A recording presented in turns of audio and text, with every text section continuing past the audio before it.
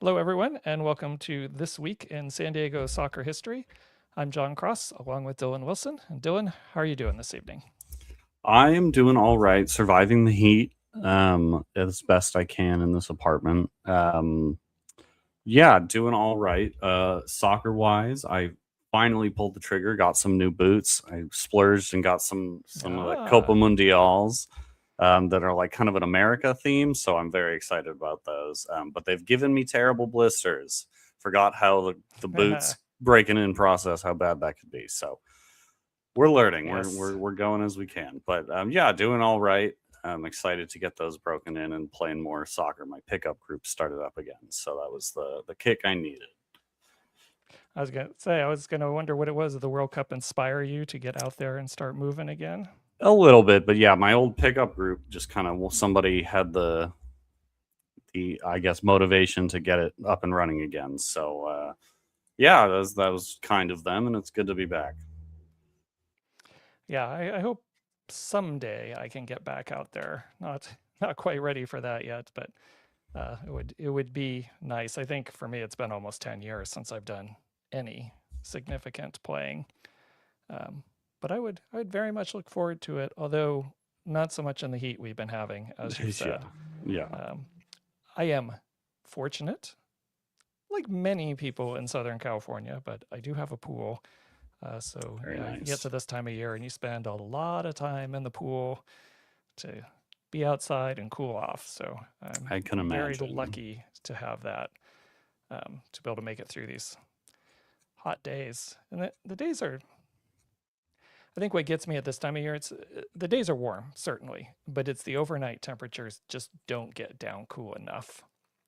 So it It makes it just hard. kind of Yeah, stays warm. It's warmer in the morning when you get up, and then it gets warm faster, and it just stays warm all day long. So, but we, I still count my blessings being in San Diego because there are a lot worse places to live in terms of heat and everything else. So, and we can all, if we wanted to, head out to the beach or something else to cool off as well. All right, absolutely. you ready to get started here? Yes. Actually, before we do, I just was looking at the notes and remembered something. I do want to give a big shout out to a couple local podcasters here in San Diego, Tony and Chiva, who do the Two Balls and a Mic podcast that just did their final episode last night after 6 straight years of never missing a show, doing a show every week, with the whole intention of when they started was to get credentials to go to the World Cup. And they did that. They went to the World Cup. They were able to cover a variety of different matches. And now that they've met their goal, they are ending the Two Balls and a Mic podcast, but not ending San Diego Punto football and their involvement in the soccer community, just the particular podcast. So I want to just give a huge shout out to them and thanks because they certainly over the last few years have become an important fabric of San Diego soccer history. In like I said, in this very modern time for us, and uh, I think they will be sorely missed as a source here come Monday evenings for all the things that they brought to the San Diego soccer community. But I already have plans to bend their ears about a couple of things, see if they might be interested in helping out with San Diego Soccer History Society stuff in addition to their San Diego Punto football. So we'll we'll keep everyone informed on how those conversations play out, but um, we'll we'll see. So I wanted more than anything give a huge shout out to them and all the work that they have done over, like I said, the last 6 years for a group that just are a couple of guys who just started a podcast, sitting around holding a bonfire space, um, talked about it, and then decided to actually do it. And 6 years later, they achieved their goal of making it to the World Cup. So it's pretty And awesome. absolutely. And I think it can be easy to under kind of appreciate the achievement there. But I think it was Tony who said on the last episode, if anybody could do this, there would be a lot more of us. So, Sure. yeah, yeah. Big kudos to them for getting that done. And I personally enjoyed that after 5 years, they finally spilled the tea on the Corey Herzog situation with Loyal, which was not as Yes. exciting as I thought it might be, but it was nice to finally have a resolution to that one. There were a couple reveals, yeah. So if you're local and in San Diego and you haven't listened to their podcast recently or the final podcast, I do recommend you go to YouTube, check it out, or any of your podcast feeds, and go listen to that final episode of Two Balls and a Mic. All right. Before we get started, a couple of birthdays. We're going to do things slightly out of order from how we normally do them in the show. Normally, we jump right into our trivia question, but we'll do that in a second, and we'll explain why. But let's get to some birthdays because they tie into some episodes and things we're going to be having very soon. So first one, we record this on Tuesdays. So for us right now, it's Tuesday, July 21st, 2026. Yesterday, Jamie Pagliarulo had her birthday. She was born in 1977. She was goalkeeper for the San Diego Spirit, and we have been doing a series on the San Diego Spirit, which in a couple weeks we're about to pick up again because that will coincide with the end of the season 25 years ago when the San Diego Spirit launched. So we'll be talking about her and the rest of her teammates and the end of that first season with San Diego Spirit as we continue that series. I'd like to give a shout out also to Ron Fowler. Probably most people in San Diego more familiar with Ron Fowler as former owner of the Padres, but he also was once owner of the San Diego Sockers. So shout out to him. He has a birthday coming up on Thursday. I believe he will be 82. So happy 82nd birthday to Ron Fowler. On Saturday, Dennis Witt. He was a member of the San Diego Jaws, and we've been doing a series on the San Diego Jaws, which had their season 50 years ago, back in 1976. So we will resume that series also in about 3 weeks to coincide with the end of their one and only season here in San Diego. And those are just the 3 birthdays I wanted to highlight, especially because they tie into some specific things that we're going to be talking about very soon. And then Dylan, I know I'm the one who usually does this, but just in case, do you have anything else or anyone I might have missed that you are aware of? I do actually. Sunday, July good. 26th. Yes, Sunday, July 26th. Yours truly will be 32 years old. So, happy yes. early birthday. Thank you. Yes, not to toot my own horn or anything. All right, I'm gonna have to get that on the calendar. So we can highlight it next year. There you go. But seriously, happy early birthday. And Thank you. I didn't have, just because of some other things, anything for news and current events for this week. Did you notice anything that happened to highlight from a San Diego soccer perspective? I do have one thing. Well, kind of related, 2 things. The main one though, I think Wave ended up playing to a draw this past weekend. But it was I noticed that the One of Us women's sports bar opened in North Park on, I want to say, like 31st and University. And it was packed for the Wave game. I know they did like a special kind of event. The Oscar Mayer Wienermobile was there. I have no idea if that was planned or not, but yeah, it seems like that's going to be a real hot spot for San Diego Wave. So that was cool to see. I know that bar has been, kind of ramping up for a long time. And then also I had the pleasure of going to Fair Play, also in North Park, for the World Cup final. And I don't know if you saw last week, but some publication posted, I don't know if it was like attendance numbers or like per capita kind of density sort of thing, but Fair Play rated as the number 4 most popular bar in the United States for World Cup viewership. So wow. Shout out to Adam and Shane, the team over at Fair Play. They are absolutely killing it. Adam had a bunch of I wish I had one here with me, but a bunch of little like Fair Play soccer squeeze balls he was handing out and throwing around. So yeah, it just, it's the place to be for big games, and a lot of love to what they've brought to the community as well. Yes, I concur. Lots of love to what they have brought into the community, kind of on the heels of Bluefoot, and also all the soccer stuff that they've done there. But yeah, I wasn't aware of what was the name of the first place you were talking about?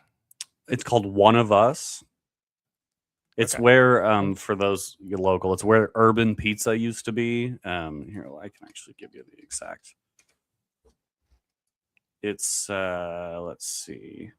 Yeah, it's 3085 University. I wish it was showing me the map okay. here though. But anyway, yeah, so it's right on University Ave in the heart of North Park. And then the thing on Fair Play here, I actually have it open here. Was the fourth most frequented bar for World Cup watching across the country per lift. So the rideshare app. Got They were it. measuring their Okay. drop offs, but How that's many?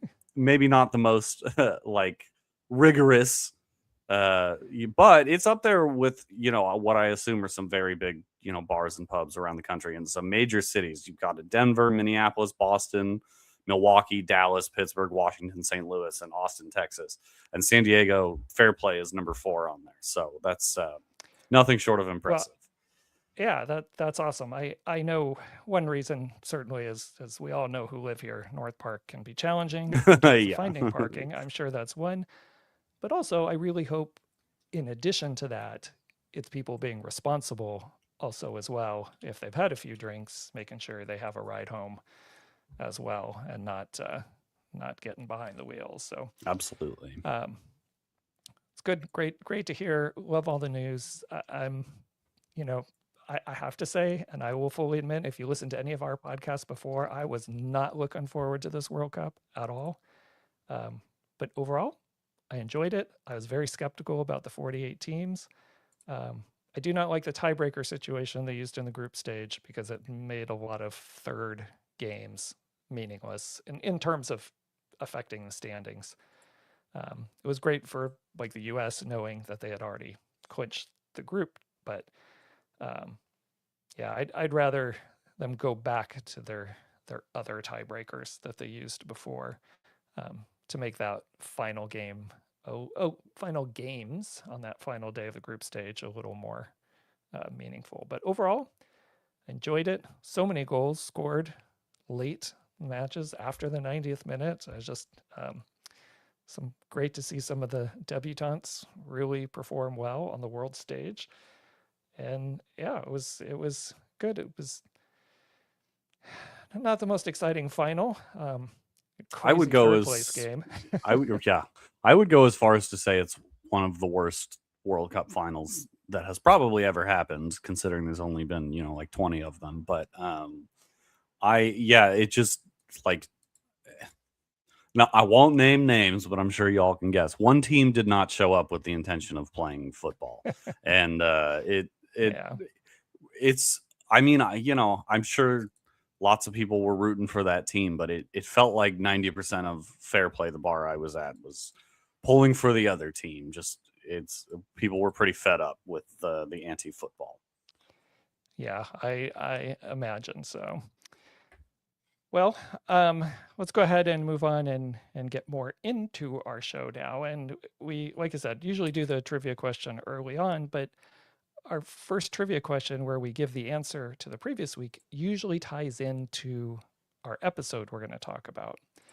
Because we missed last week, and that was my fault that we missed last week. I had a conflict with a family gathering that I actually thought was on different days. And by the time I realized it was conflicting with the day we record the podcast, we couldn't reschedule, or at least it was too late for us to find a time where we could both get together.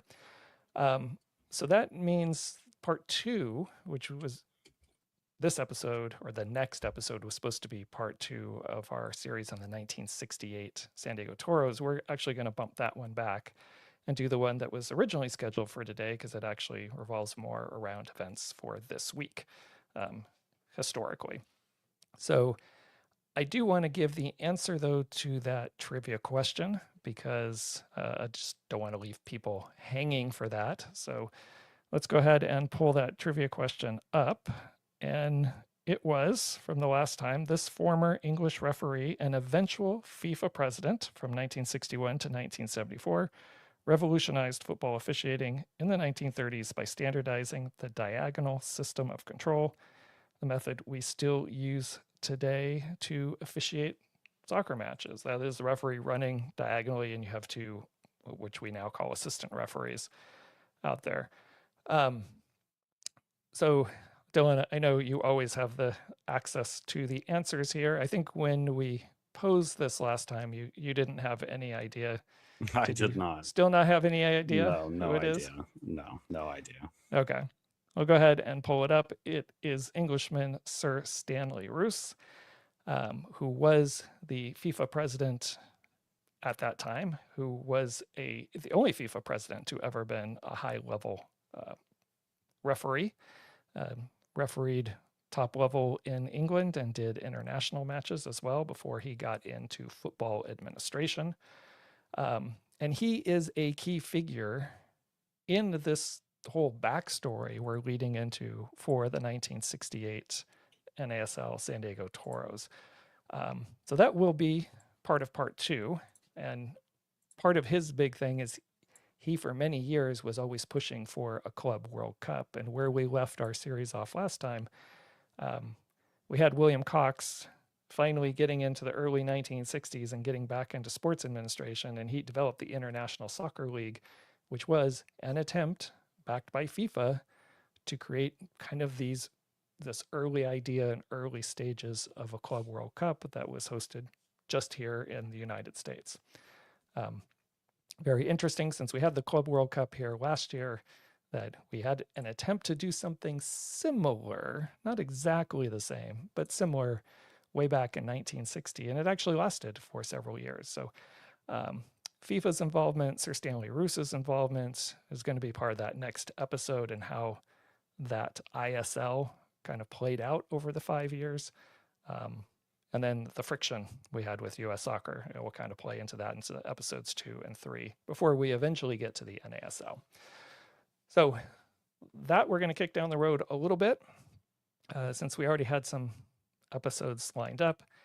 And instead of doing, right before our main segment, a question and then we answer at the end, we're just going to do a new question, kind of a lead into this, and actually give the answer. So Dylan, not really put you on the spot, but we'll do our second trivia question here. All right, in October 1987, this individual saved the San Diego Sockers from bankruptcy and remained the owner until we sold the franchise in 1991. So who is that individual? Do you have any guesses, Dylan?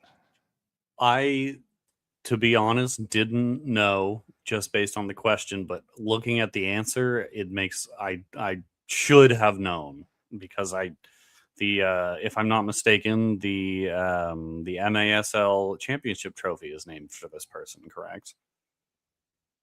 I don't think so. No? Oh, never mind. Then yeah. Okay, well, that's awkward. Never mind. All right. Okay. So let me go ahead and pull it up. The answer, which we already talked about him in the birthdays this week, is Ron Fowler. That is one of the reasons why we're doing this particular episode coming up. And it's not because of his ownership of the San Diego Sockers, and not for his ownership with the San Diego Padres, but slight small trivia question just for San Diego fans. Ron Fowler was the first San Diego owner of the San Diego Padres since C. Arnholt Smith brought the Padres from the Pacific Coast League into Major League Baseball back in 1969. So when Ron Fowler took over in 2012, I think, is when he became more than just a part owner. He became the primary owner. It was Ron Newman I was thinking of. Sorry. Yeah, I thought maybe you were thinking of Ron Newman. Yeah. And then, just again, a side note for the baseball, the C. Arnholt Smith, who brought the team from the Pacific Coast League, brought the Padres from the Pacific Coast League into Major League Baseball. He had owned that team since 1955 and worked long and hard over many years to try to get them accepted in as an expansion franchise. But Ron Fowler, he stepped aside as now I forget for the Padres if it's CEO or chairman or whatever the point person is he stepped aside in 2020 from that position, fully divested himself from the Padres in 2022 when Peter Seidler took over. And that was about the time, or shortly thereafter, Ron Fowler decided to pursue a new sporting opportunity. And he is now the principal owner and chairman as of this year, 2026, of the recently promoted EFL Championship side Lincoln City FC. And Lincoln City is actually going to be the focus of tonight's episode, and more specifically, the San Diego ties to Lincoln City FC. So that's what we're going to jump into. Dylan, before we get started, I'll let you jump in if you have anything specifically. Otherwise, we'll do kind of our little preview of this. No, I mean, I think anything I'd have to add about Lincoln City, I think we'll get to in this, so I will leave it to the story. All right. So as we know, the 2026 Men's World Cup is over, and right around the corner is the start of the European season.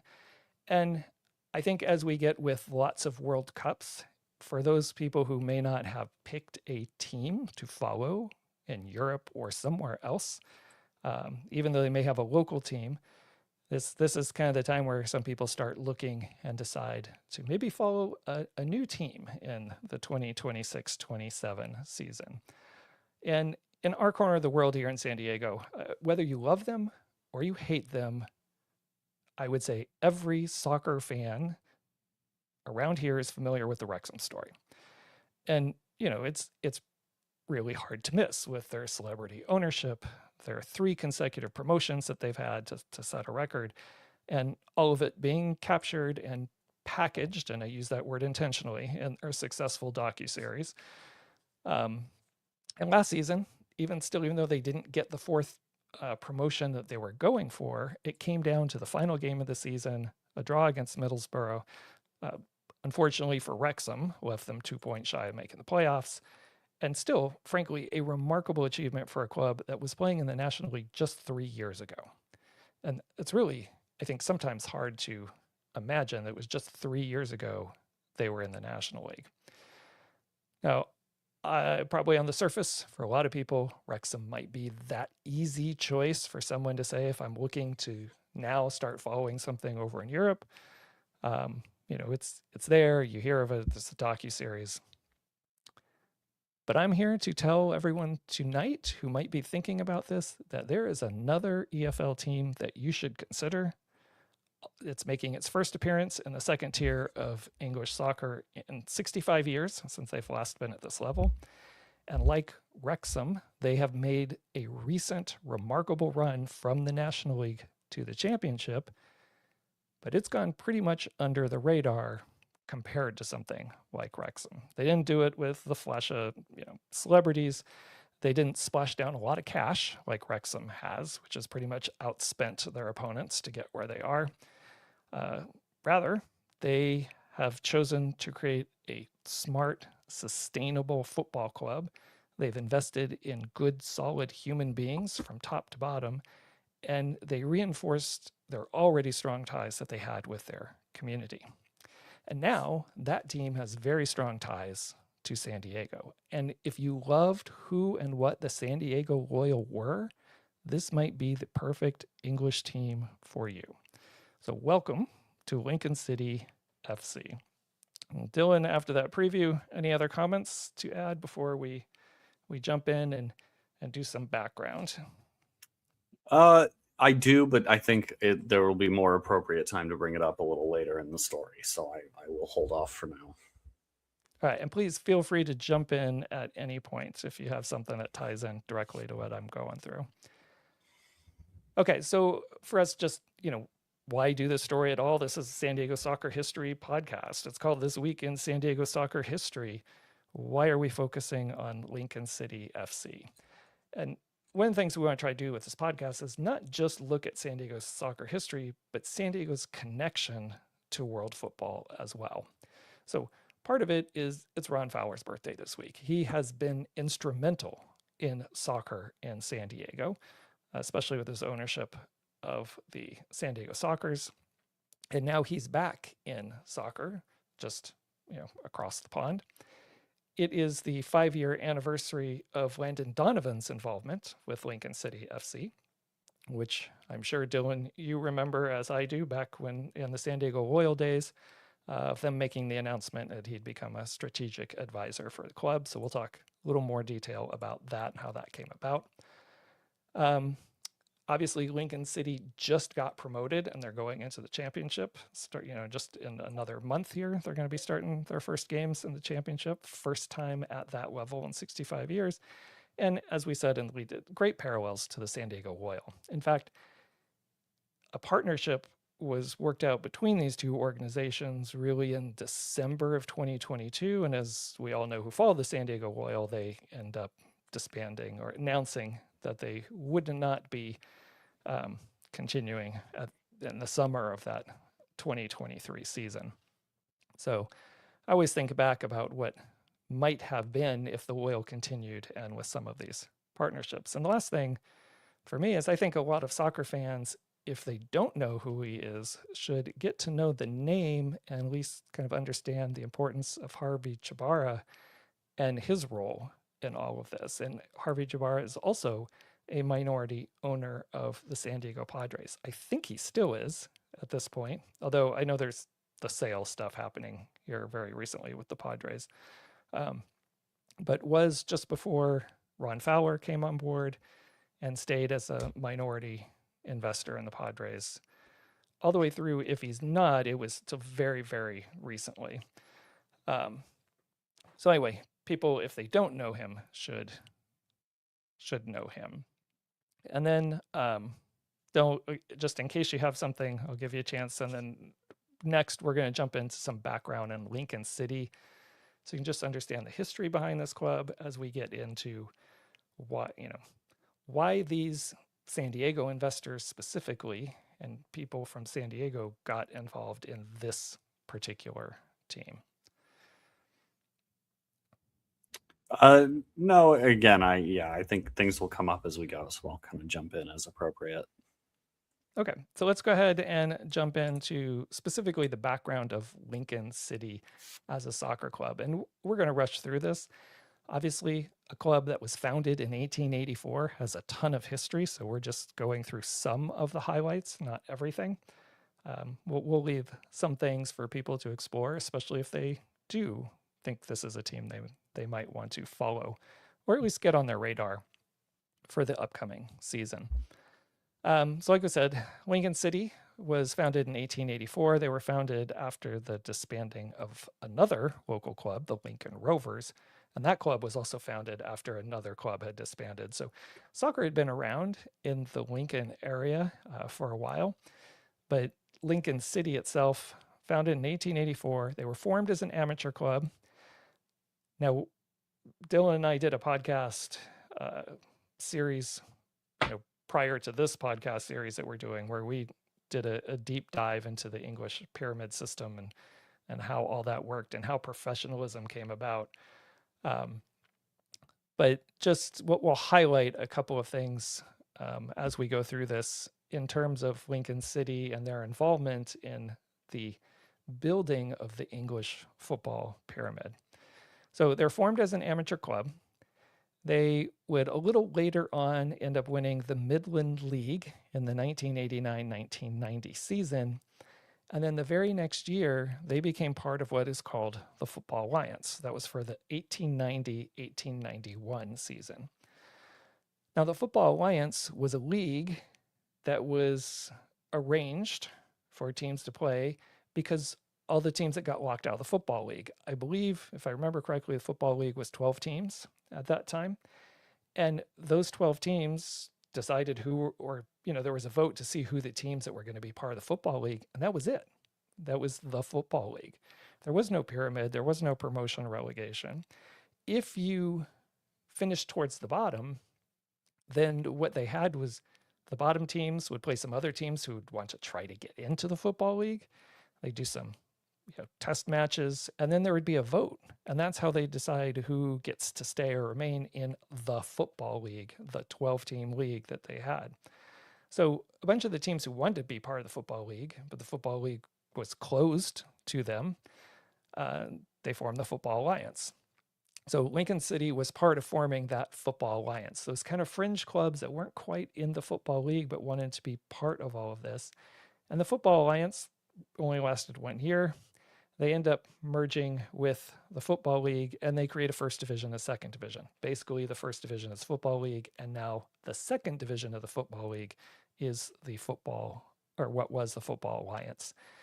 And it took them a little while to get promotion and relegation going, because they still did a similar thing initially of, votes for who got in and who didn't. Lincoln City didn't get promoted into first division. But in 1908, they finished towards the bottom of second division, and they were one of those teams who had to play against some other teams, and then it went up for a vote, and they failed to get re-election into the second division. So now they're out of the Football League completely way back in 1908.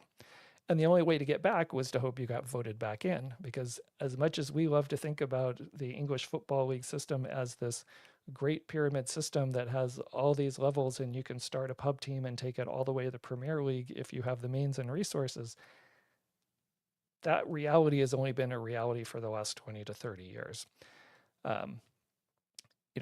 Even if that's not really a reality to take a pub team, financially, but there wasn't the structure in place. So early on in this league system, you had to be voted in. Fortunately for Lincoln City, they were only out 1 season. They were able to get themselves back into the second division of the Football League. It wasn't until the early they would do this a couple of different times. Again, in 1911, where they crash out, but it only took them 1 year to get themselves and get voted back in again.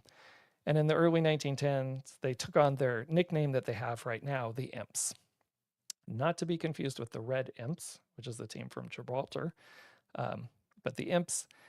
And it is based on a local legend, and there are several versions. When I dug a little deeper into this, I had heard one, but I found there were quite a few different versions of this local legend. Basically about 2 imps, an angel. To really condense this down, when the angel came, 1 imp hid, the other imp was quite belligerent, and the angel trapped the imp in stone, and you see it now carved in lots of places at the cathedral. And in one of the versions, the second imp who was left around it is rumored that it's always windy around this church, and that is that second imp that's constantly either trying to find a way to get away or avoid the angel or something else, but that's where the wind comes from. And interestingly, Lincoln City would not incorporate, even though this was their nickname, the Imps, they would not incorporate the imp into their crest till 1971. We go back to where we were in the 19-teens, the league gets interrupted by World War I, and once World War I finishes in 1920, when they reformat the leagues, the Imps are back in Division II, but they immediately get, well, I'll say relegated, but they don't get voted back in for the next year. Now, 1921 saw the formation of a Division III, so it took until after World War I before we got a 3rd tier in English soccer of the Football League. But those were pretty much all teams from the South, and they came more specifically from the Southern League. So Lincoln, along with other groups that were a little further north, they helped to form a new Division III on the north side. So just as a side note, the Football League operated with a regional Division III North and Division III South, all the way until the 1958-59 season, when they would eventually reformat that into Division III and Division IV national leagues as opposed to regionalized Division III. All right, so if we look at from 1922 to basically 2011, for about 90 years, Lincoln City would bounce back and forth between the second tier and what eventually became the fifth tier of English football. So here are some of those highlights along the way. They were last, as we mentioned before, they were last in the second tier, or they got relegated from the second tier back in 1961. That was the last year they played in the second tier of English soccer. In 1985, if you're familiar with the Valley Parade fire, Bradford City's grounds, Lincoln City were the opponents for that match. And they also had some fans who perished in that fire. So the fans from Bradford City and Lincoln City have a bit of a connection over time. And I don't know if anybody saw it. I remember pointing it out in one of our podcasts when Bradford City traveled away to Lincoln this last season after Bradford had moved up. The Lincoln City fans did a nice tribute before the match for that. But they share history there. And then 2 different times over this 90-year period, they suffered back-to-back relegations, which is unfortunate. The most recent one happened shortly after this incident with the Bradford Fire in 1986. They get relegated from Division 3 to Division 4. And then 1987, they got relegated. They made history, actually being the very first team ever to be automatically relegated from Division 4 to what we now call the National League, right? So out of Football League. So just again, to put that in context, in 1987, the same year that Ron Fowler saved the Sockers from bankruptcy, 3 years after the NASL outdoor season folded, was the very first time you had automatic promotion and relegation between the Football League and everything outside of the Football League. So Lincoln City, that's a trivia question answer. In 1987, they were the very first team to ever be relegated from Football League to non-league once they started doing those automatic promotion relegation. And that's what we think of as the National League was just formed in 1979, 1980. That was the first season that really existed. And it wasn't called the National League at that time. I think it was like the National Alliance Premier League, something like that. They did dip out of non-league, but they immediately bounced back and were back in the fourth tier of English soccer for the next season.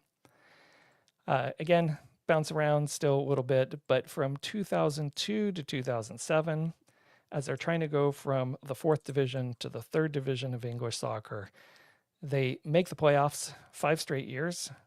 They never get promoted. They lose in the semifinals 3 times. They lose in the finals twice. And I believe to this day that is still a competition record of a team making it to the playoffs 5 straight years, but never actually achieving promotion. And then eventually they would get relegated back to the National League again at the end of the 2010-2011 season, where they would languish for 6 seasons, including their lowest point in 2013, where they had to win on the final day of the season in the National League to avoid relegation. But that's their low point. Things start to turn around after that. And again, this is only 13 years ago, so we're going to start looking at the rise of Lincoln City. So at this point, Dylan, we'll give you a chance. I don't know if this is the good time for you to jump in with your comments yet. No, not necessarily, but it does. I think drawing the Wrexham comparison or contrast is a good one, because it does go to show, that yes, Wrexham is a club that languished for 13, 15 years at the National League. That is not actually that long compared to some other clubs. Not to disparage the trials and tribulations of Wrexham the town and Wrexham the club, but it can always get worse. Yes, it can. And it can get better when you have a connected system of soccer. And that's what we're going to start looking at is, that is their lowest point. And even though it was the end of the 2012-2013 season, it wasn't really till 2016 that we start to see a change. They're more of a middling team. But of course, their fans, most of their history, they've been a football league team, even if it might have been at the lowest rung of the football league. They are desperate to get back up.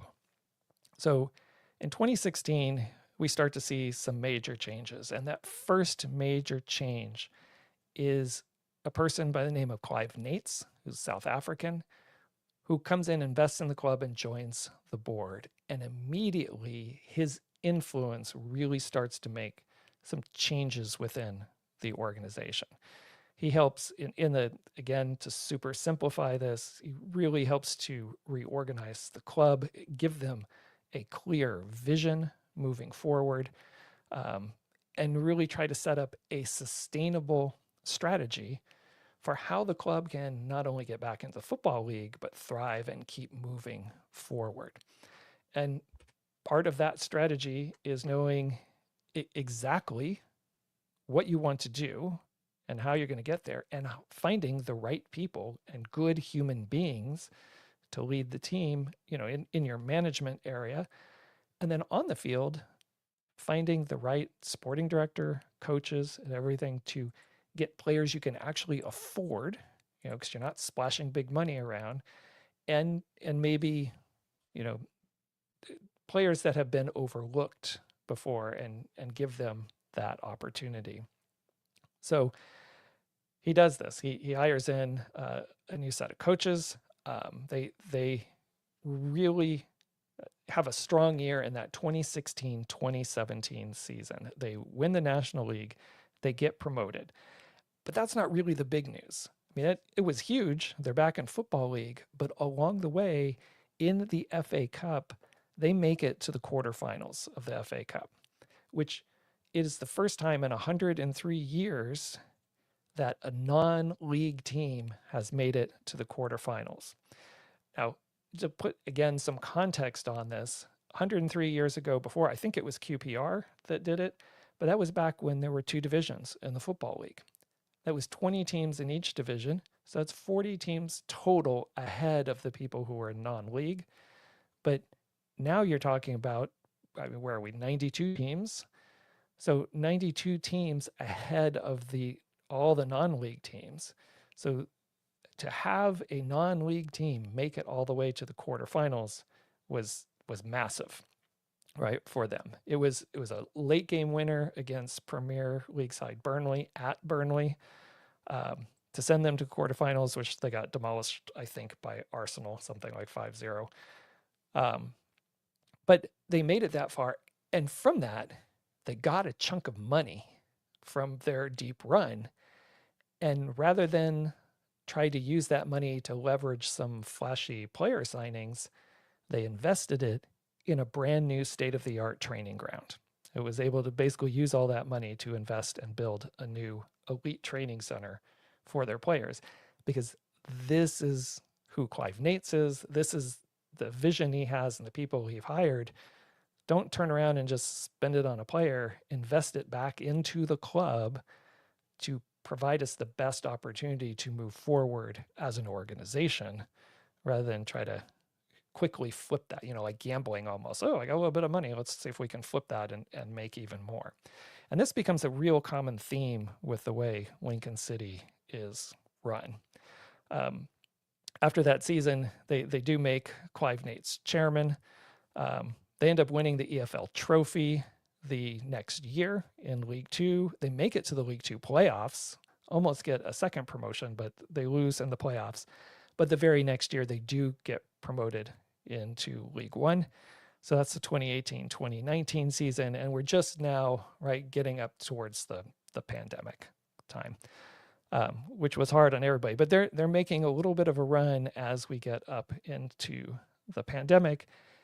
And this is about the time that we start getting the San Diego connections that happen. So I'll pause here for a second, Dylan, and give you a chance to jump in. Acknowledging all of the qualifiers about how the meaning of non-league has changed pretty dramatically over the last century and a quarter.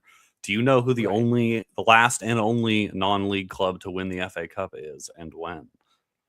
I believe it was Spurs, and I It think it was was. like It was. 1908. I want to say You're close. something. Yes, 1901. 1901. Okay. Yes. Yeah, I do remember it was Spurs. Yes. Yes, it was. Um, yeah, yeah, and again, that's at a time where we had. Um, Also, I mean, that kind of gets into, I don't want to sidetrack us too much, but a little bit of conversation about professionalism versus amateurism and the teams that were resisting professionalism, but were still very strong. Um, so, yeah, we had some interesting times around the turn of the century in terms of English football. And there certainly were some non-league, because the Football League was professional. So there were some amateur teams that were as strong as some of those professional teams. And there's certainly a But class yes, dynamic to that, of course, and especially, there was a class dynamic. right, Absolutely. London being the, hotbed of wealth that it was and is Yeah. in the United Kingdom. That's not surprising that it was a London team. So, And more teams in the South were sticking more to the amateur ideals, and the working class areas, more in the Midlands and the northern part, were definitely interested in the professional side of it and getting paid. Um, because they were workers that were playing for those teams, as opposed to aristocrats, that were had had leisure time that they could devote to sport because they didn't have to work. So yeah, certainly some class issues with that as well. All right. Anything else? Or are we ready to get into the San Diego connection here for Lincoln City? no, let's dive in. Okay, so and I'm not sure the exact dates on this. It was hard piecing some of these things together through a variety of different interviews and articles. But I believe this first interaction was around the Soccer City time. But there was a point in time where Landon Donovan gets invited to a Padres game in the owner's box there. And I believe it's around the Soccer City initiative just because of how people have mentioned certain people's ages at times and different things, and just, working from that, as opposed to more around the San Diego Loyal time. But while Landon Donovan is at this Padres game in the owner's box, he starts talking with Harvey Jabara, who is one of the minority investors in the San Diego Padres. And by both their accounts from different interviews, they really hit it off. They enjoy talking about soccer. They feel the same way about a lot of things. And after, and part of the introduction was Harvey Jabara's, at least one of his sons was playing soccer, if not both of them. And they were interested in soccer. And of course, they're at the game. Landon Donovan's at the game. Landon says hi, all this. But they get to talking about soccer, and they get to talking about English soccer, because for Harvey Jabara, as his kids are being interested in playing in soccer, he's becoming interested and more a fan of soccer. And as we're getting better access in the 20 teens to games and matches, he's watching quite a bit more. And he's already involved in some sports ownership with the Padres. And he starts thinking he would be interested in investing in a football club, right? And he mentions this to Landon Donovan, and Landon says something to the effect like, "Be careful what you wish for," and they stay in contact. And through a variety of interviews later, it is clear that Harvey Jabara is not looking for a startup project. He's not looking for a distressed sale. He's not looking for a real estate play. He wants to help a team. He has some financial resources, but he wants to find a group that already has their ducks in a row, that are already doing a good job. They maybe just need a little bit more to kind of get them over the hump and get them to the next level. So fast forward to 2020 and Landon Donovan's time with the San Diego Loyal. And as Landon is constantly out there recruiting players for the San Diego Loyal, he gets to know an Israeli agent by the name of Raphael Geller. And they talk and also kind of hit it off a little bit. They develop a rapport. And at some point, you don't know the exact timeline, but it's right around this time period. Geller mentions something about Lincoln City to Landon Donovan. Like, hey, this is a club that might be kind of up your alley for what you like, what you're doing with San Diego Oil. Just kind of throws it out there.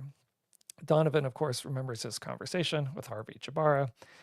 And, before he decides to talk to Harvey Jabara about this, he wants to talk to the people over at Lincoln City. So at some point there is a phone call, Zoom call, because we're in the heart of the pandemic time right now at the end of 2020.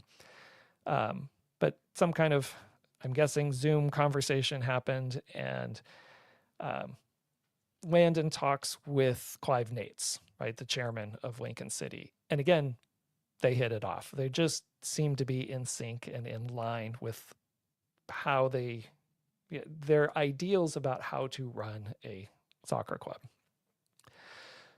Donovan thinks this might be a good fit with Harvey Jabara. He forwards the information along, and by December of 2020, sounds like all these Zoom meetings are really starting to heat up and conversations going back and forth.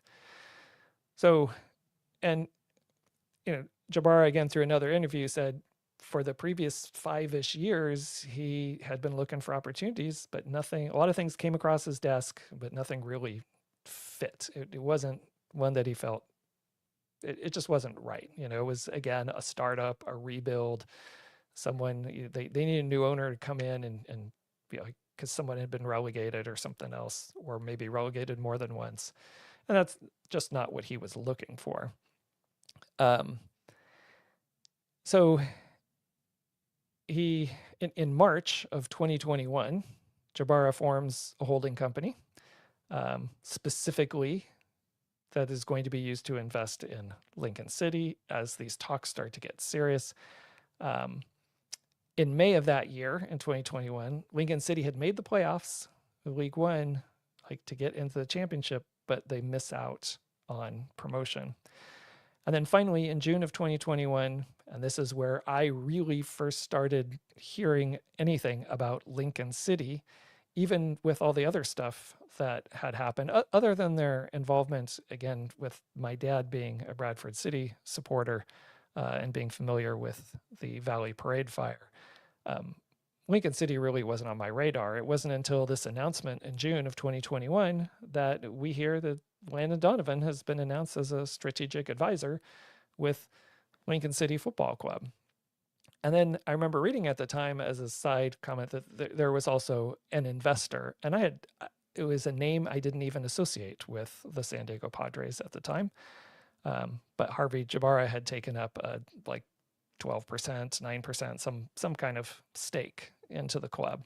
But of course, at least on our side of the ocean, the news was all about Landon Donovan. There was articles in, ESPN and Sports Illustrated and everything else about Landon Donovan kind of doing, while he's coach of San Diego Oil, also becoming a strategic advisor for Lincoln City.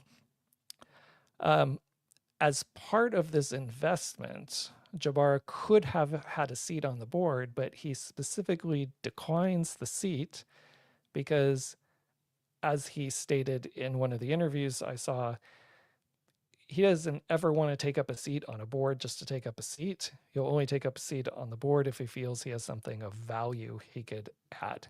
He felt the club was being run really well. He's just trying to, again, help them get over that hump from League One to championship. And also expand their footprint in North America. And that's kind of what Landon Donovan was there as the strategic advisor. He's the one who helped kind of connect these people together.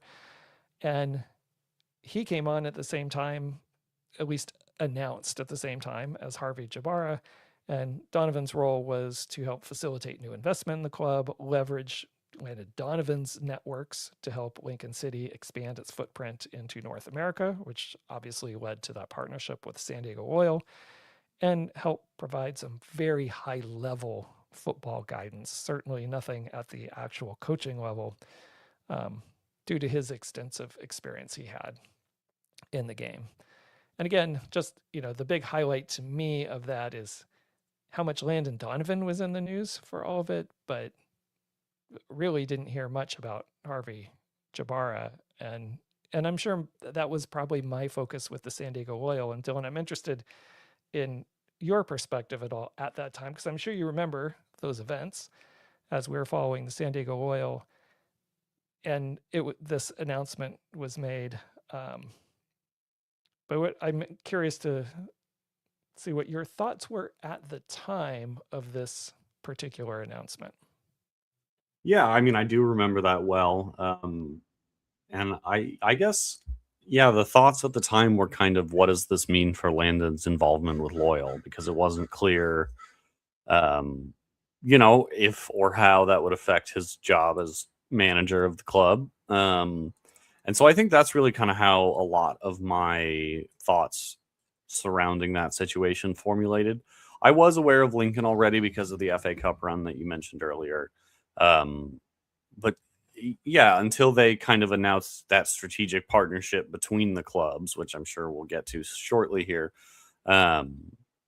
really, selfish to say, or really, I guess you could call it logical.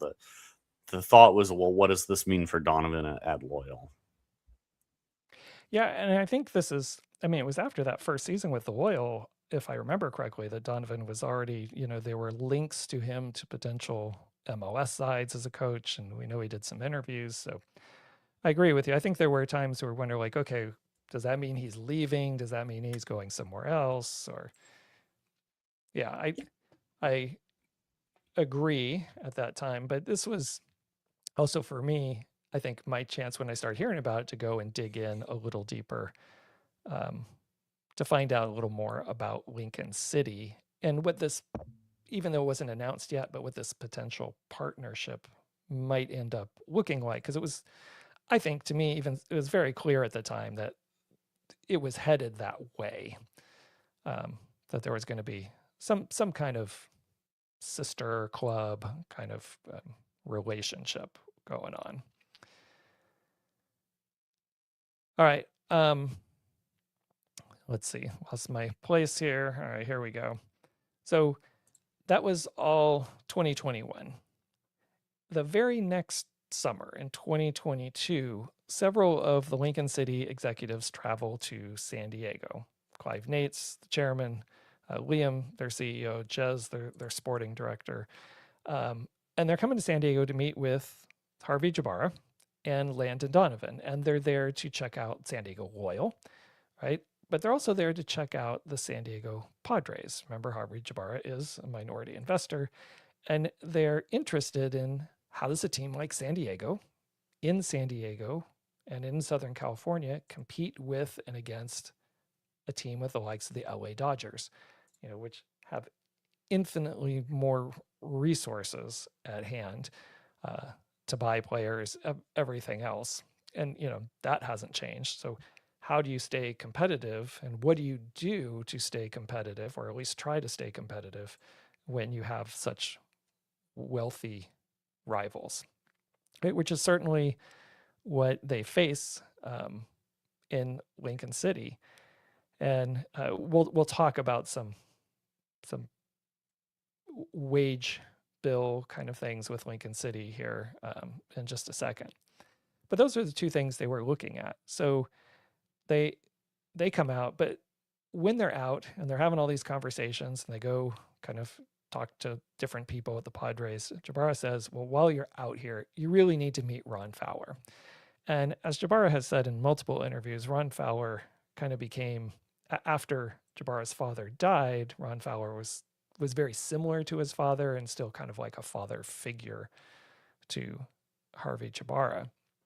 And Harvey Jabara has always been impressed with the way Ron Fowler did things, especially in terms of sports management with teams. So he's like, you got to go meet Ron Fowler, just to, have some like best practices kind of conversation. So that was what they intended to do, have a 30-minute meeting with Ron Fowler. They all hit it off. They end up talking for 2 hours. The meeting really only ends because the group that's out there has to leave San Diego. So they probably would have kept going longer. And one of the things I remember hearing in an interview from Liam, their CEO, suggested that Ron Fowler gave them is what you really need to do is make sure you get involved with your league. Like, don't just let the league dictate what's going on. Be on committees, be involved, be there in conversation in the room, help shape conversation if you can. But at least, even if you're not shaping the conversation, you're hearing the discussions and you have an idea of knowing where the winds are blowing so you can react better as an organization rather than just be completely reactive once league news gets posted or distributed or league decisions are made. And Ron Fowler kind of leaves the meeting at the end. It's like, hey, if you guys ever are looking for a little further investment, let me know. With the idea of just being a third investor, kind of like Jabara was for the San Diego Padres. And Fowler has a history, and it's one of the things they want to talk with him. He's never really been involved with wealthy clubs and lots of money. His work with sporting clubs or people who needed to innovate in some way in order to punch above their own weight. Well, eventually, the end of that year, 2022, the Jabara family increases its stake with Lincoln City, becoming their largest investor, but still leaving control of the club in the hands of the people who are there in England, not coming in as the American owner and taking over everything. Lincoln City announces their partnership with the San Diego Loyal. And then shortly after that, they get a couple other American investors that get involved that I'm not really going to spend time talking about just because they're not really direct ties to San Diego. But there are some other people who start to come involved with Lincoln City as well on the American side. And Dylan, I think you had mentioned something about the partnership with Lincoln City and San Diego Loyal. So I'm going to let you jump in now with some of those comments. Yeah, I mean, I just kind of in reference to Landon's involvement with Lincoln, I think once the strategic partnership was announced, and I guess that would have been around the time that Landon moved from the head coach role into the more like general manager type role, I guess kind of helped to assuage some of those concerns.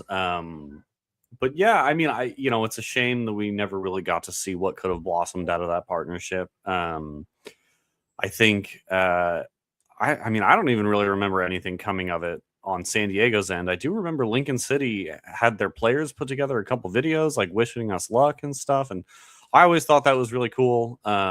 Respected that a lot. And I wish we could have seen more of what would have come of it. But it was a very validating, kind of feeling like, okay, this club is like getting its tendrils in with the international game.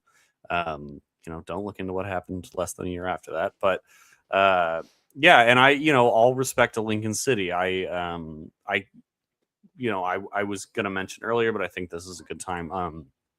A good friend of mine who as well, Sal, who helped us with some of the locals podcasts back in the day. When he was in England doing Spurs matches during the 2023 season, so this was after the strategic partnership, while Loyal were still around, and he just took a day trip up to Lincoln and messaged somebody on Twitter or Instagram, one of those, and just like, hey, I'm a San Diego Loyal fan, like coming up for the game. And they like brought him into the clubhouse. He got to meet like front office staff. He got to announce the lineup over the stadium PA. Yeah. They introduced him to the crowd as like San Diego Loyal fan visiting. So Eddie, I mean, that was an amazing experience for Sal, obviously. And I should have, if I thought about it more, could have texted him before this to get some thoughts. But I really bring it up more to just speak to what a welcoming and open club Lincoln was to this whole idea. They really seemed to embrace it entirely. And it's, again, just kind of too bad we never really got to return that favor on our end. I agree, certainly. And I think it would have been a very, I was going to say interesting, but I think fruitful partnership for both sides, because both clubs, and I did not know this really about Lincoln. My looking into Lincoln before that time was just very cursory and kind of where they we're a little more on the football side than on the management side. But in doing this story, the research for this podcast, I see why the ownership groups and the management from both these clubs really hit it off, because their visions were so closely aligned for the things that they wanted to do. And it is disappointing that there wasn't more to that relationship moving forward, because as we know, 2023 was when SDFC gets announced, and then a little later on, Andrew Vasiliadis announces that, you know, the Loyal, it'll be the last season for the Loyal, and, you know, everything winds down from there pretty quickly. Just as it was building up so well, it all came kind of crashing down very fast in 2023. But let's get back to our Lincoln story here. So even though San Diego Loyal end in 2023, in 2024, Harvey Jabara increases his investment even more in Lincoln City FC. And I think I said that before, but it was actually at this time in January of 2024 that he becomes the largest shareholder. And shortly thereafter, Ron Fowler in April was announced as he is officially investing in Lincoln City, and he is added to the board. He takes a 12.6% share. Jabara is still the top shareholder. And when they interview Ron Fowler about this, he says, it's the people who are already here and in place and running is the whole reason he invested. And like Jabara, he's just kind of there to help. And, you know, Ron Fowler, in one of his interviews with the club, it's up on YouTube, and so I was watching, he's talking about, I always want to see a business run with integrity. I want us to always be transparent, especially with the community and the fans. Make sure you hire and keep good people. And as he said, let them do their jobs, you know, stay out of their way and treat people fairly and with respect. And again, you know, as I keep hearing all these things and reading into this, I can see why there was this alignment between these two groups. In May of that year, Lincoln City finished in 7th place, just missed the playoffs. But out of 24 clubs in League One, they were 12th in spending. And this is really the pattern for Lincoln City as opposed to a club like Wrexham. Wrexham has, you know, it's been pretty obvious in most years, especially from the National League on, they had a wage bill that rivaled like teams in the league above, because they were going all in on players and everything else to really buy their way in to the next round. They did a lot of other things well, I think, with Wrexham. I am a fan of Wrexham just in the idea and moving up the pyramid and what the owners have done. And as a person who's done some filmmaking as well, I like the documentaries. But I've really been very impressed with Lincoln City and their project to run a sustainable soccer club. And this is their history. They are one of the lowest, or in the bottom half of spending in the league typically. And then they are in the highest, part of the league in terms of finishing in the table. So those have been, just some of the things that I'm watching that have really been impressive. And then if we fast forward to 2026, and we're in 2026 right now, or it's July, these last 6 months, things have evolved rapidly with Lincoln City and San Diego's involvement. Ron Fowler, it is announced in January that Ron Fowler would be increasing his stake to something more than 25%, and he'd become chairman, replacing Clive Nates, who's led the team in this massive turnaround. But he's still going to stay on as a vice chairman, which I think helped soothe feelings of a lot of people at Lincoln City. Jabara also, he is no longer going to be, or is not at this point, the top investor of the club. Ron Fowler and technically Liquid Investments, his company, because he made his money in alcohol distribution as a distributor. So his company, Liquid Investments, is the main shareholder for Lincoln City. And then and all this stuff, once it's announced and approved by Lincoln's board, it's got to be approved by the EFL, and that eventually takes place over the spring. In February, on February 20th, Lincoln City announces plans for stadium improvements. So now they got more money, Ron Fowler's money coming in. They're going to make all these improvements to the stadium. Their stadium only holds about 10,600.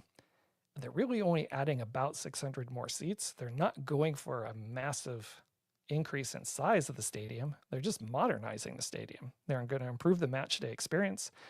They're going to improve hospitality stuff around the stadium and create new hospitality things around that will allow them to use the stadium 365 days a year, so they can have some additional revenue streams.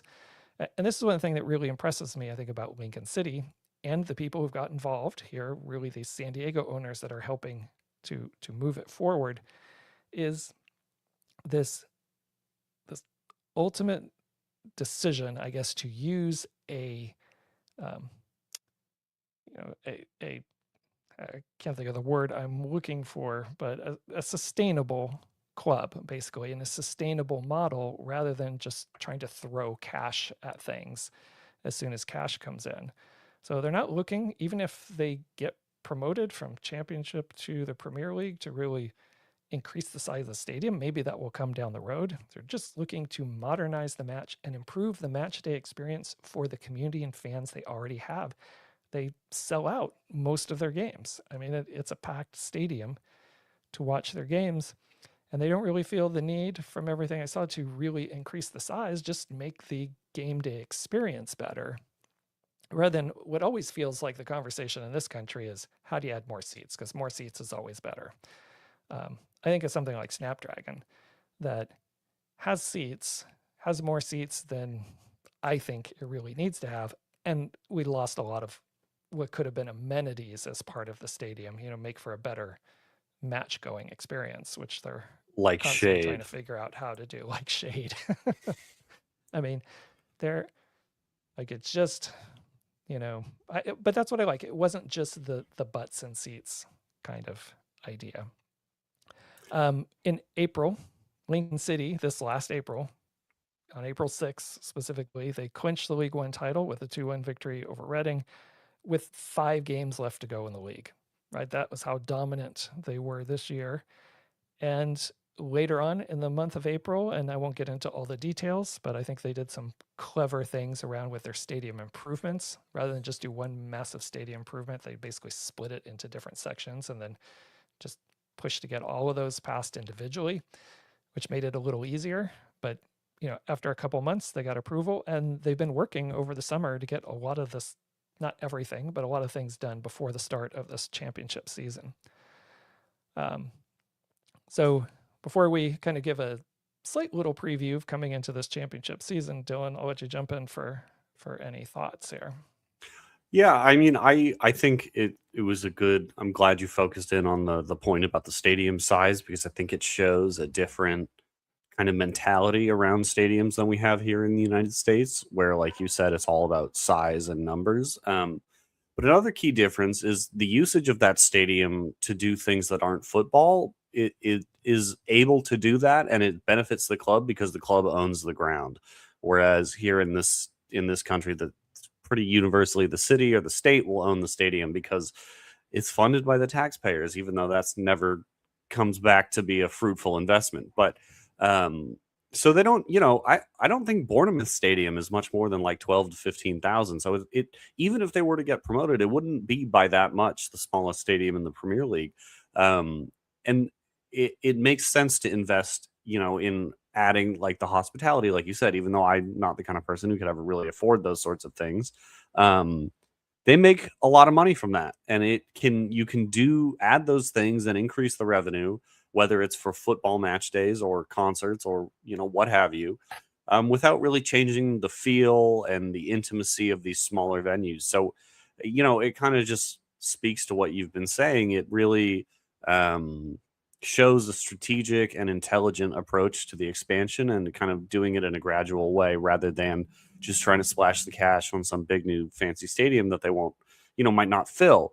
And especially with the way the squad cost rules are changing, I'm not 100% sure about the championship, but I think it mirrors a lot what the Premier League is doing, where rather than having the rolling 3-year period of loss that they did, they're now doing the squad cost ratio to total revenue. So, doing these little things here and there that increase revenue, whether that's the extra hospitality or the ability to do things that aren't football related, but still bring in revenue to the club, really gives it the ability to continue to expand in that kind of gradual, thoughtful way. So yeah, really just again, like you've been saying this whole time, it really seems as if this is a well thought out plan. And it is kind of an interesting comparison to Wrexham, the way they've gone about things. And to be clear, I love what Wrexham, like the owners there, have done for the community. The way they're building that new cop stand, I think, is pretty fantastic. And they really do seem all in. So I'm not trying to slight that. This is an interesting contrast in the really like slow, sustainable kind of self-funding growth. I think it's really well done. And I see what the investors see in it as well. Right. And I think one of the things that really has intrigued me the most is how much the things I read, especially as they're doing this deeper investigation into Lincoln City, remind me of the San Diego oil. I mean, there's so many things that they say, the people who are involved, because one of the things I loved about the oil were the people. There were good people involved trying to bring a product and really connect it with the community. I do want to pull up a comment here. We do have San Diego Punto Football listening in, and dropped a comment here that that agreement, the partnership, was more of a sister city partnership, but Loyal wasn't around long enough to bear the fruit. And I agree with that completely, and I wish they would have. And again, that I have said many times on this podcast that we've done, on other podcasts that we have done together, that I mean, I loosely follow Bradford City because my father followed Bradford City, so that was his club. So it's there. I get interested sometimes to kind of watch, but it's really more on behalf of my father. It's kind of that connection rather than my connection. And when people ask me, "Do you follow a team in England or anything?" I've always why? Why would I follow a team over there? I want a team locally, right? That's what I always looked for. And then I had it when we had the Loyal. In going through this investigation and looking at Lincoln City is the first time I have ever thought, like, this is a team I could follow. Like, I love so many things about this team and what they have, and now the strong San Diego connection as well. This is the first time I've felt just on what these people are doing that I felt kind of connected. And I think because they remind me of the Loyal more than anything else. So that's one of the things that have always, not always, in this very recent time period in investigating this, it's the first time that I've felt like, I don't know, maybe I have a new team to follow. Maybe this podcast is all about me. Well, and they do a team to say follow. that the championship is the most exciting league in the world. And, I know that there's probably a bit of tongue in cheek to that, but I think genuinely year over year, it is very exciting. It's rare that you get one team dominating or one team just adrift at the bottom.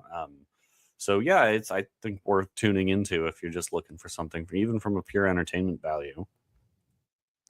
Yeah, and then to kind of wrap it all up here, Lincoln City will be in the championship for the first time in 65 years, like we said earlier. The club is trying to build that solid, sustainable plan to move forward. We now have a lot of San Diego connections with Harvey Jabara, Ron Fowler, and Landon Donovan.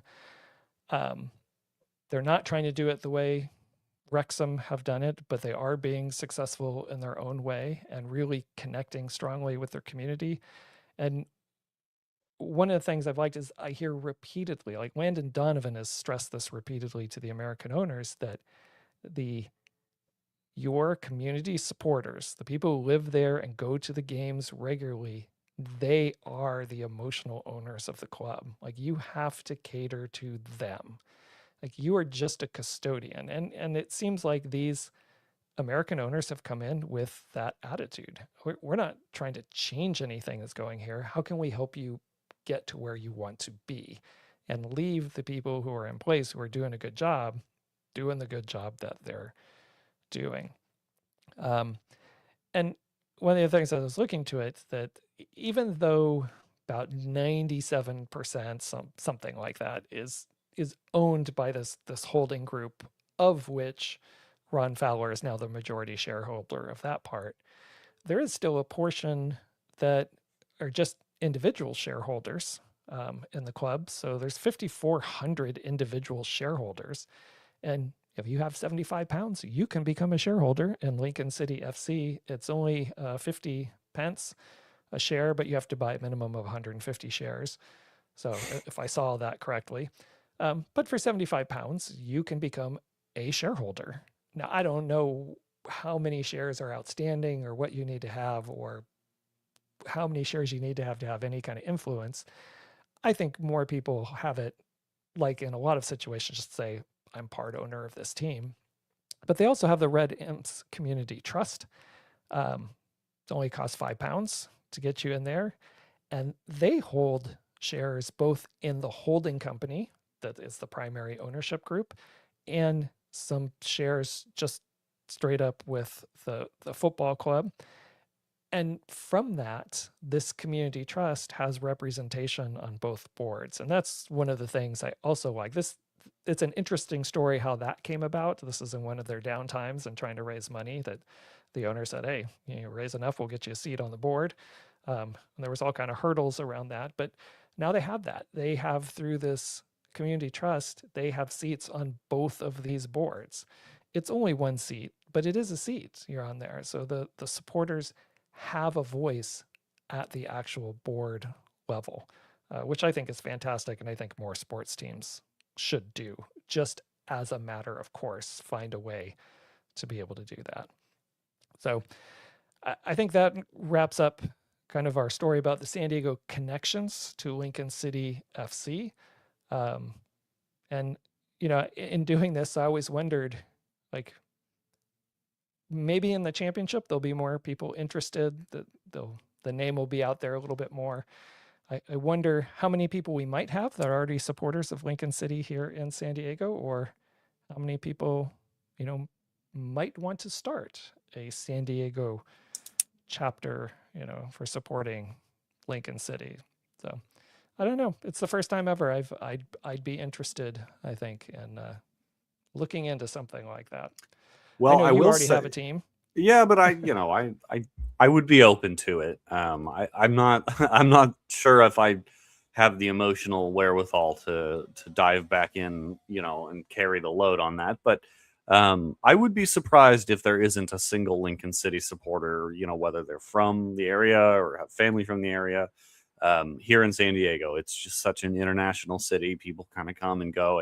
It would surprise me if there was nobody. And also, to your point, the championship will drive more interest, but crucially, it also is a lot easier to watch than League One or League Two. It's much easier to find regular ways to watch any given game in the championship than it is at League One or League Two level. So it just makes it, like, just from a purely logistical, practical standpoint, a lot more doable now that they're in the championship. Right. Yeah, it does. All right. Well, other than that, any closing comments on our segment about Lincoln City? I didn't know they did the supporter shareholder kind of deal. That's, even at just around 3%, that's pretty cool. I would have given a lot to be able to say that about Loyal, and I know that idea was thrown around in the later days, and I doubt it would have made a real difference, in terms of the finances, but it would have been something that would have been pretty cool to say, or to be able to say. I appreciate that they do that, even if, again, it doesn't constitute a huge portion of the ownership or functioning of the club. For a lot of people, I think it's more just about feeling like you have ownership over something, even if it's just a small piece. And other than Right. the Green Bay Packers in the NFL, which if the NFL had their way would not be fan owned anymore, I don't think there's a single professional sports team in the United States that can boast fan ownership really in any capacity, let alone a majority capacity. Not to say that Lincoln is majority, but yeah, I think it's to Landon's point. I think American sports tend to underrate the degree to which the regular average match going fan or game going fan here are really the heart and soul of a club. At the end of the day, you can charge more and be more luxury, but you just kind of become a soulless corporate shell for things, and you can lose a lot of the things that made it special in the first place. So I appreciate that in their sustainable kind of gradual approach to this, they've not lost sight of that. I think that's very important and does kind of endear me more to their cause. Here. All right. Well, let's go ahead and start wrapping things up a little bit. And, if you enjoyed this particular story, or any of the other ones we've been doing in the past, that we have some ongoing series on the San Diego Spirit and the San Diego Jaws. We're about to get started one on the second iteration of the San Diego Sockers, which had their first season 25 years ago. So we have some things lined up, as well as diving into some history of college soccer in the area. But if you have a story you would like us to cover, please let us know. And let us get it on the radar, and we can start doing the research so we can bring that to the podcast. And with that said, just like to remind everybody that our show This Week in San Diego Soccer History is brought to you by the San Diego Soccer History Society, a grassroots organization looking to uncover and preserve San Diego's rich soccer history and culture.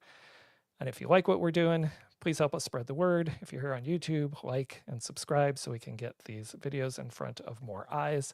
Engage with us in our community section here on YouTube, or follow us on Blue Sky at sdsoccerhistory.org. And if you like San Diego soccer and history altogether, come help us out and volunteer and be a part of our team of researchers.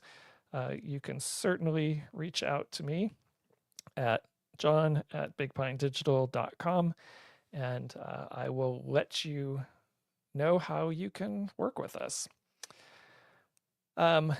So most specifically, hope everyone enjoyed tonight's episode on Lincoln City FC. We're going to be back next week with an episode where I'm just going to say we're going to profile a member of the San Diego Sockers. I don't want to say who, because it's going to be the answer to our trivia question that we're going to leave you with. So let me go ahead and pull that up right now.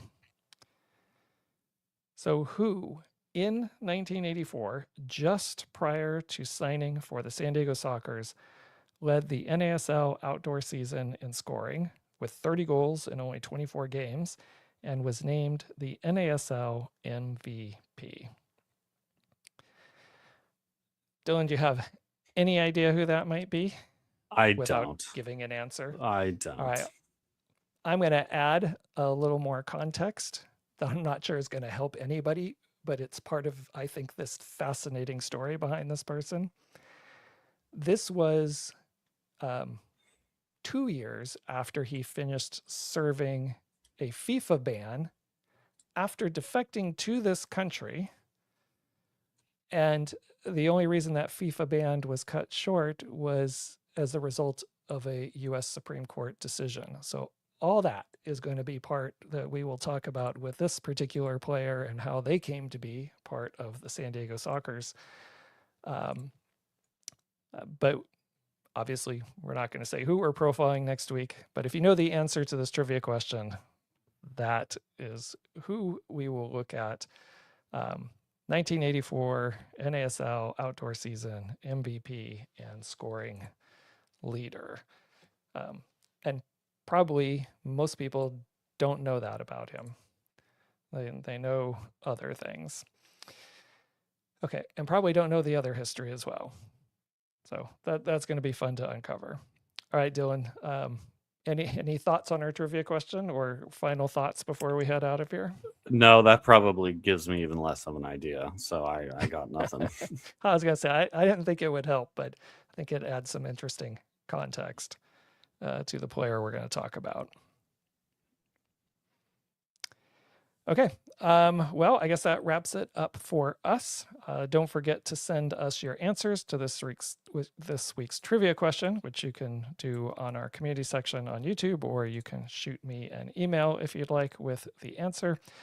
And we will see you next time on This Week in San Diego Soccer History.